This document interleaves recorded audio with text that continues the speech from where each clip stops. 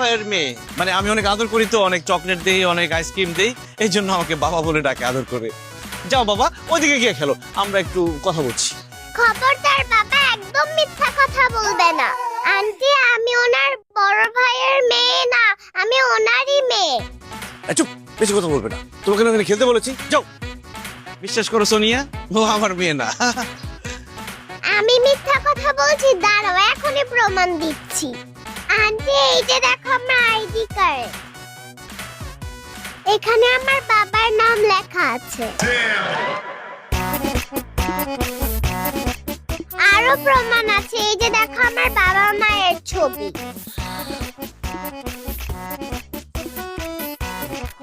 জাহিদ, ওর মায়ের সাথে এই ছবিটা তো তোমার, আর আইডি কার্ডের ভিতরে ওর বাবার নাম লেখা জাহিদ হাসান। জাহিদ হাসান তো তুমি, তার মানে তুমি বিবাহিত, এই মেয়ে তোমার?